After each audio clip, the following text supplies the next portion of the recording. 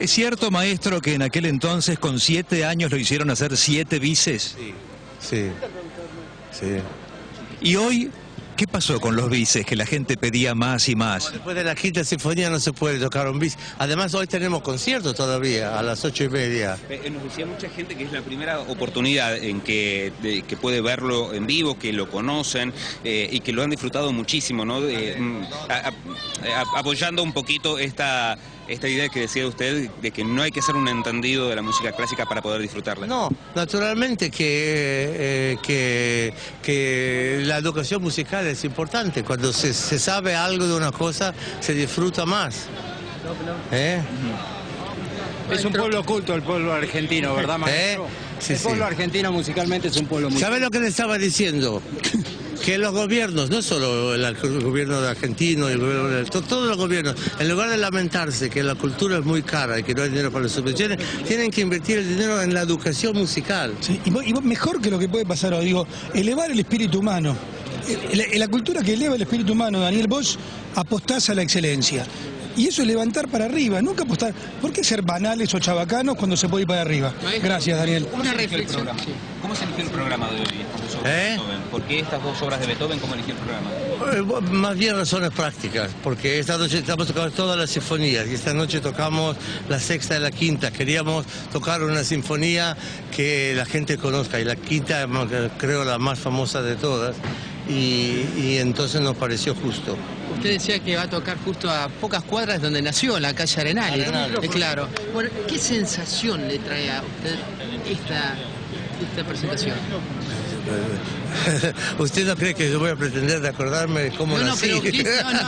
Pero ¿qué sensación estar en la 9 de julio, digamos, en un lugar muy conmovedor, muy conmovedor. Toda esta tarde fue para mí personalmente y para todos nosotros los de la orquesta muy conmovedor porque no solo que vino la gente y que vino tanta gente, sino que escuchó con interés y con calor, nos recibió también realmente una inyección para todos, tanto para la orquesta como para el público, una inyección de felicidad y de fe y de hacer cosas. Lo veíamos en sus músicos, ¿están acostumbrados a estos tipos de recitales? No, tocamos una que otra vez en sitios abiertos, sí, pero no con esta gente. ¿Cuánta gente hubo hoy? 50.000. Porque lo veíamos, ¿no?, en los rostros de satisfacción, de alegría. Sí, están encantados, los músicos están encantados.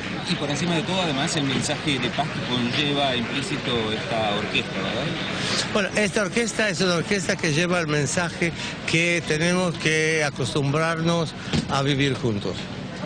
Porque este maldito conflicto no es un conflicto ni militar ni político, es un conflicto humano, que son 2 pueblos que están profundamente convencidos de tener el derecho de vivir en el mismo pequeño pedacito de tierra. Y entonces es muy difícil resolverlo.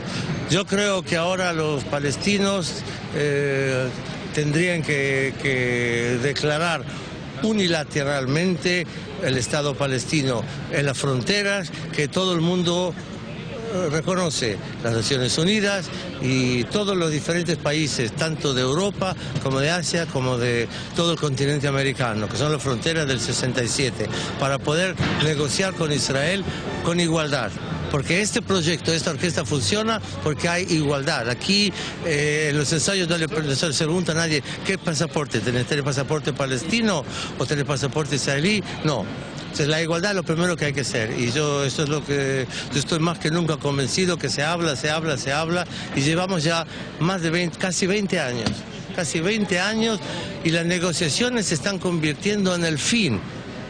Y el fin no puede ser las negociaciones, el fin tiene que ser la paz y tiene que ser la aceptación del otro. ¿Cómo es la convivencia entre sus músicos? ¿Se habla del conflicto? Todo el tiempo se habla del conflicto y no se está de acuerdo. Prueba que se puede vivir sin estar de acuerdo. ¿En qué sentido no se está de acuerdo? Porque el relato de los palestinos es otro relato que el relato de los israelíes. Pero como ni unos ni otros oyen ese relato directamente de la boca del otro, sino solamente de su propia gente, no tienen una idea clara. Y este proyecto funciona solo por eso. Nosotros no tenemos un consenso aquí. Si usted quiere hacer una declaración, no, imposible, y por eso ni la busco. Ellos han aprendido a vivir escuchando al otro y expresándose a sí mismo. Y entonces, cuando llegan a tocar la música, ahí son uno. Maestro, ¿cree usted que la realización de este proyecto original con Said ha tentado a otras organizaciones a hacer algo similar? No sé, que yo sepa, no, pero no sé, no conozco todas las iniciativas. Pero este proyecto bien podría trasladarse a cualquier parte del mundo y a cualquier tipo de conflicto.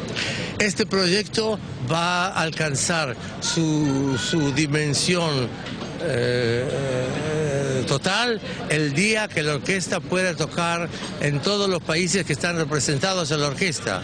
Mira, hoy tocamos aquí en la Argentina, porque la Argentina es un país libre, un país culto y un país que ve las diferentes posibilidades. Mira, eso es lo que yo aprendí aquí de chico, que en la Argentina se puede ser, no hay el problema de tener más de una identidad. Se puede ser judío y argentino, se puede ser sirio y argentino, se puede ser polaco, turco, inglés y argentino, o sea que no hay un problema. Entonces eso lo aprendí aquí, ¿no?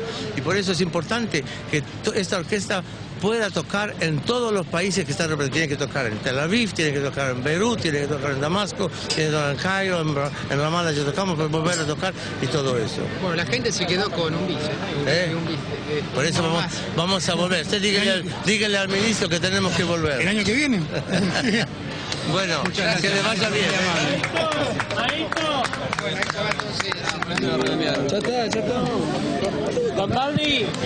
Escuchar estas palabras, además maravillosas. Me queda la idea y quizás una pregunta final. Usted dice que el proyecto va a finalizar allí. Cuando ese proyecto y cuando ese final llegue, cuando logren tocar en esos países, ¿cuál es la próxima meta? Bueno, cuando logremos tocar en todos los países que están representados en la orquesta, quiere decir que todos esos países aceptan la idea de la igualdad que hay en esta orquesta, la idea del verdadero diálogo, no de negociar y escaparse y todo eso. Esas negociaciones nos llevan 20 años. Llevan 20 años. Una negociación no puede ser el fin. Y ahora todo el mundo está contento porque ya están sentados ahí hablando. Y no va a funcionar. Le apuesto lo que quiera. No va a funcionar. Tiene que haber un Estado palestino, como lo dijeron todos, como lo dijeron las Naciones Unidas, como lo dijo América Latina, como lo dijo los Estados Unidos, Europa, Asia, todo el mundo lo dice, en la frontera del 67. Y eso, para poder, en este caso, negociar con Israel en igualdad. Tiene que haber, de eso no se tiene que hablar más. Si hay declaraciones de las Naciones Unidas, ya 40 años que estamos hablando de eso. ¿Cuánto tiempo Barenboim llegó al hecho de gestar por primera vez la idea con Said? ¿Desde cuándo viene este pensamiento?